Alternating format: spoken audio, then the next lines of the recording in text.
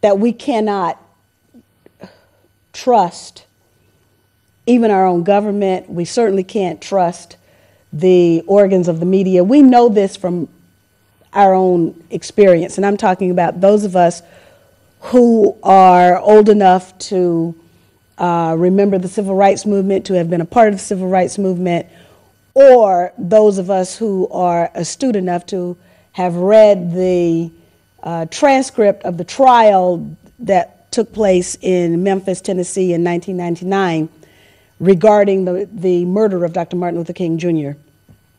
I happen to have read the transcript, and there we learn not only what the United States government is capable of. That transcript is available on the internet at thekingcenter.org.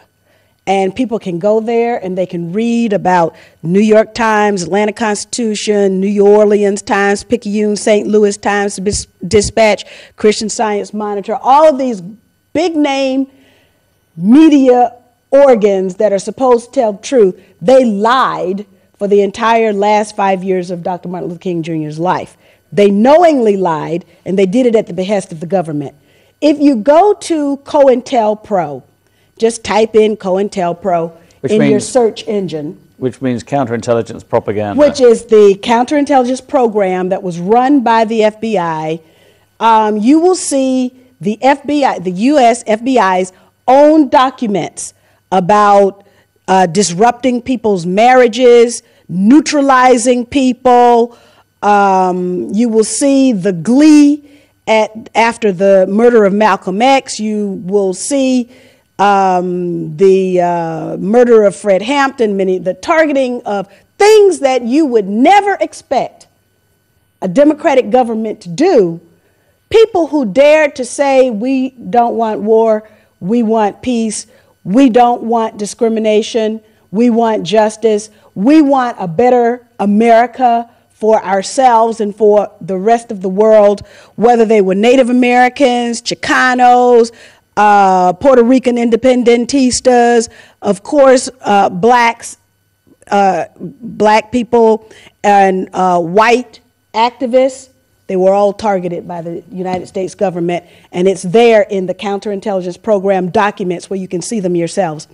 Well, and one more thing is that Senator Frank Church, who opened these documents so that the American people could see what their government had been doing, characterized the counterintelligence program as illegal and un-American.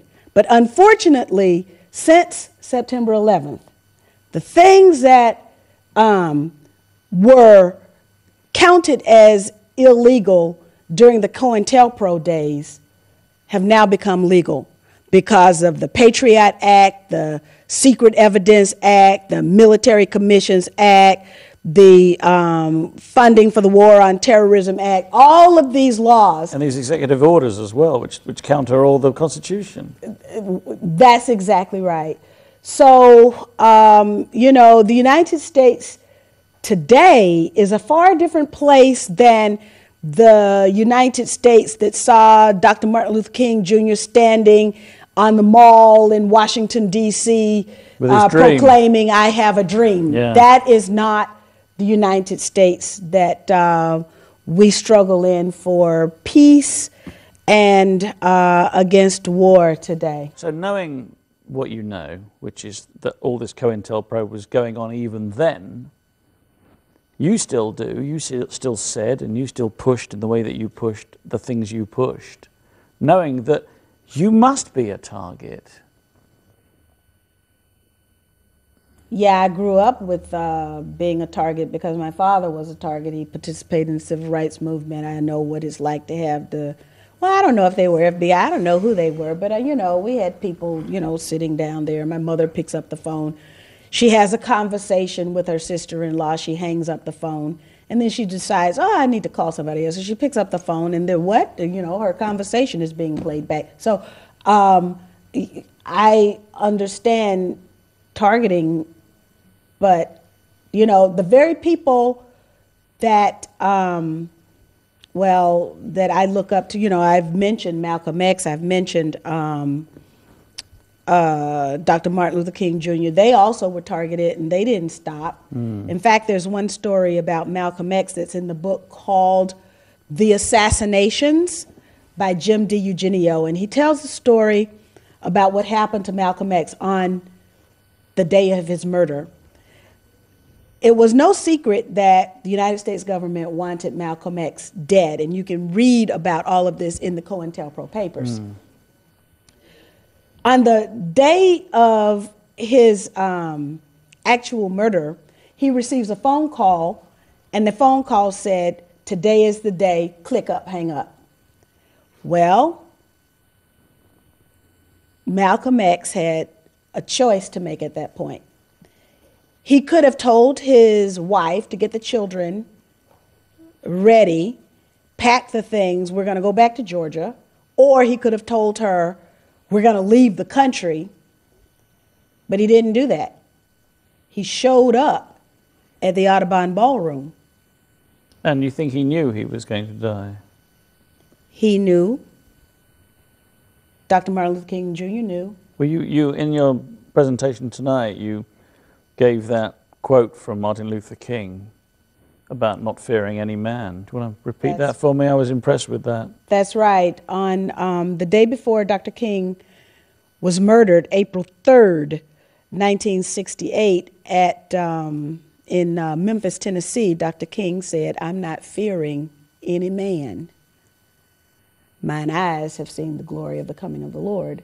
That was his "I've been to the mountaintop" speech. And Dr. King, by that time, during the time that I was in Congress, some friends of mine who later became congressional staffers for me discovered a document that is Operation Lantern Spike.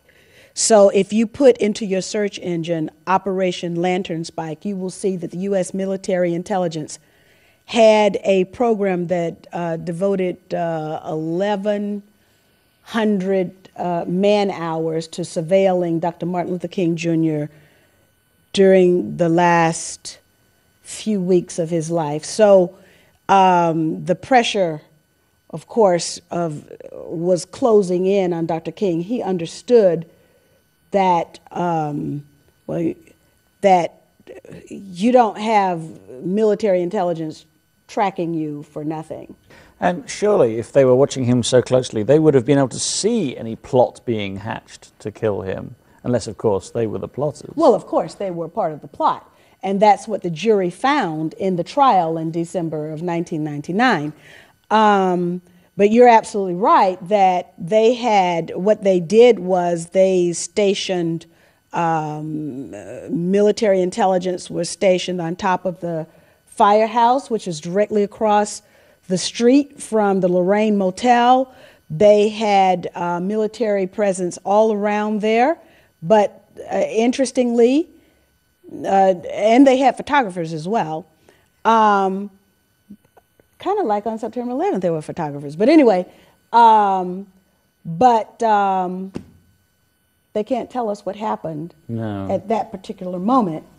Well, everyone was taking a comfort break or something, perhaps. I guess so. Yeah, I guess so. Let's talk about other things that have affected rights and civil rights and legality and so on in America. And let's talk about President Kennedy and his brother, the Attorney General, both of whom were assassinated. What's your take on those deaths? Well, Bobby was assassinated, I believe it was in June of 1968. And the interesting thing, as I began to really delve into the counterintelligence program, COINTELPRO, one of the things that came to my attention was that Bobby Kennedy was considering Martin Luther King Jr. as his running mate. Now, imagine the United States that we could have had. Yeah. But snipers' bullets stole that United States, not only from us, stole it from you as well. The world. It would have made a difference. Right. Because, I mean, I'm sure John Kennedy wasn't a perfect person, and, you know, he had his faults, but it does seem that having maybe got in because he made certain promises, or perhaps his father did on his behalf, which perhaps he shouldn't have made, because perhaps that's the only way to become American president, he kind of seemed to have changed his mind. In a sense, perhaps, he's the exact opposite of Obama, who made lots of promises to the people, and then it seems to some people at least that he's not kept any of them. Whereas the other way around, I mean, perhaps John Kennedy made promises in private that he shouldn't have made, but then he turned around when he was in power and decided to do other things. I mean, do you think that's true? Do you think that's why he was assassinated? Well, certainly, John Kennedy, in fact, one of my congressional staffers, John Judge, has devoted his entire life, former congressional staffers, to accumulating the documents around the murder of John Kennedy. And, you know, I was in Catholic school at the time. I remember all of the, you know, sort of hoopla about to whom is he going to be loyal? And can a Catholic be loyal to the United States of America and not to the Pope, and not loyal to the Pope? That was like the big issue. And it's really hard to believe that we've stranded so far away where loyalty to the United States is not even, doesn't really figure in U.S. politics anymore, because if that were the case, we wouldn't have war. We wouldn't be spending trillions. In fact, President Obama has overseen the transfer of the equivalent of 1 year's GDP to the financial elite. We are looking right now at the oligarchization of our economy in very much the same way that the period between Gorbachev and Yeltsin, the fall of the Soviet Union and the creation of Russia, saw the creation of oligarchs. That's now happening to our country. I don't know if it's already happened to your country or not. You're talking about the bank bailout, aren't you? Good gracious. Every kind of bailout that... Well, I know they bailed out the big three car makers as well. Yeah, and that ended up going to Goldman Sachs. And I mean, you know, it's just like there was this thing, you know, about Goldman that was mentioned by Ian. But Ian Cray mentioned. Well, it's interesting you say you didn't know if it's happening here. Well, I think Gordon Brown is claiming credit for saving the world with the bank bailouts. It seems to be a policy which Gordon Brown has taken credit for. Well, that's laughable. If indeed credit is the right word, yes. Well, he can take credit and then he will assume the blame when everything crashes. Yeah, well, that's... but unfortunately, we are the people, or the people are the people who pick up the tab, Well, you're absolutely right. I mean, you know, I don't know what he's taking credit for with respect to Afghanistan, but, you know, not only do we have... Oh, and in United States political parlance, there's no such thing as Afghanistan and Pakistan. Now it's AFPAC. AFPAC. Yeah, that's so that they can move out of Afghanistan into a democratic state and start bombing. Well, they have already started bombing them with their drones from a mountain, Cheyenne Mountain, is it, in Nevada? You know. Yes. Isn't that crazy? You consider a console is just like a computer game, only you're blowing up real people. Well, you know, I like science fiction. Mm-hmm. And I really, really like Star Trek. And one, I don't know if that loses the audience here. I don't know if Star Trek was big for, okay. Well, there's one episode of Star Trek where war is like a game. And when the computer says that 30,000 people died, then on the planet, 30,000 people have to be taken into the chamber so they can be killed. I remember that episode. You remember that? Yes, a long time ago, that one, wasn't it? Well, all of the Star Trek episodes are a long time that's ago, true, but yeah. I love Star Trek and I remember them all. So at any rate,